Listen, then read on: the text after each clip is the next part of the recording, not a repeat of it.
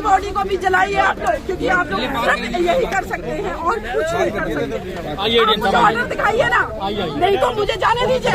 Order दिखाइए।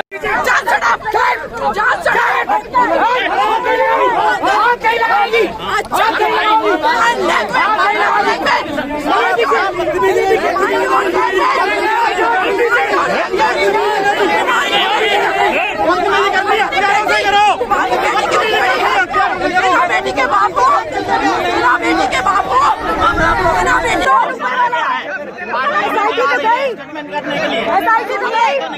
मेरी बेटी के भाई सत्येंद्र से बात हुई है, उन्होंने बुलाया है। मैं इस केस को हैंडल करूंगी, मैं जाने दीजिए। और नहीं तो अपने उच्च अधिकारियों को बोलिए, जैसे मनीषा की डेड बॉडी को रात में पेट्रोल डाल के जलाया है ना, वैसे मेरी बॉडी को भी जलाइए आप लोग, क्योंकि आप लोग सिर्फ यही कर सकते हैं और कुछ नहीं कर सकते। आप मुझे ऑर्डर दिखाइए ना, नहीं तो मुझे जाने दीजिए। ऑर्डर दिखाइए।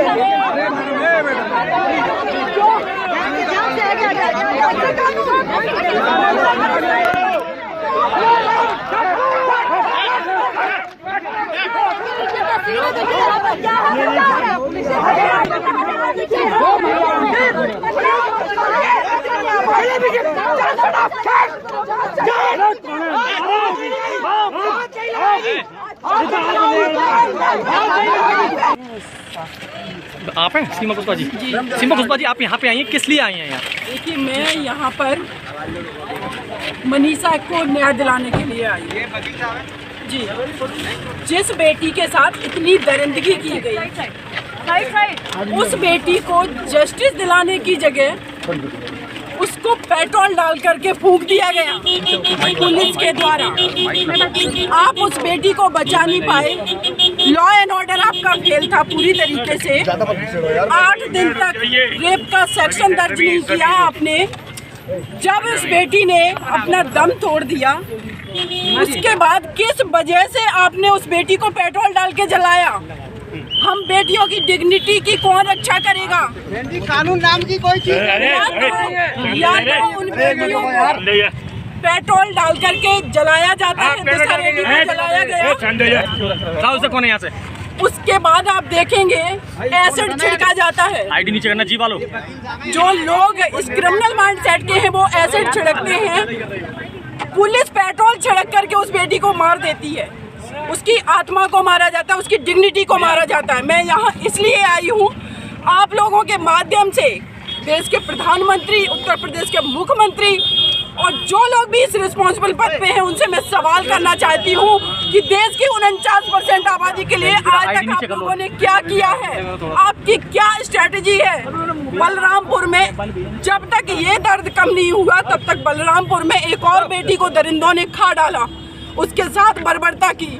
मैंने निर्भया को जस्टिस दिलाया, मैं मनीषा को भी जस्टिस दिलाऊंगी। कहाँ तक ले जाएंगी इस केस को? क्या आप केस लड़ने की बात कह रही हैं? बिल्कुल, मैं केस लड़ने की बात कह रही हूँ। सुबह उनके भाई सत्येंद्र से बात हुई, लेकिन वो क्लियर बात नहीं हो पा रही। वो लोग बहुत दुखी हैं, इसीलिए मैं यहाँ पर आई हूँ कि उस परिवार से मुझे मिलना है, उनसे बात करनी है और मुझे इस बेटी को न्याय दिलाना है। सबको रोका जा रहा है, मीडिया को सुबह से एंट्री नहीं दी गई। ये केस के अंदर SIT है, क्या आप जाने की कोशिश करेंगे अंदर? मैं बिल्कुल जाने की कोशिश करूंगी। देखिए, अगर लॉ एंड ऑर्डर फेल हुआ है तो वो आपके वजह से। आप क्रिमिनल्स को नहीं रोक पाते हैं, आप उस बेटी को जस्टिस नहीं दिला पाते, वो बेटी की डेथ हो जाती है, उसको ठीक से ट्रीटमेंट नहीं दे पाते हो। और जब हम देश की बेटियां आवाज उठाते हैं तो उनको आप क्यों रोकेंगे? किसी से ये जवाब दीजिए, क्यों रोकेंगे? सीमा जी, इस मामले में पुलिस की कितनी गलती मानती हैं? पुलिस की कितनी गलती? हमारी जो CO है इस केस के इन्वेस्टिगेशन ऑफिसर, उनसे बात हुई है, SHO से मेरी बात हुई है और इस केस को मैं पहले से ही अपडेट ले रही थी, लगातार मेरी बात हो रही थी। जिस तरीके से इसमें CO जो खम सिंह है, उन्होंने मुझे बताया कि मैडम हमने इसलिए अभी 376 एक्शन नहीं लगाया क्योंकि बेटी स्टेटमेंट नहीं दे पाई। जो बेटी वेंटिलेटर पे है, बोल नहीं सकती, लिख नहीं सकती, उसका मेडिकल कराना चाहिए था आपको, सारी चीजें क्लियर हो जाती।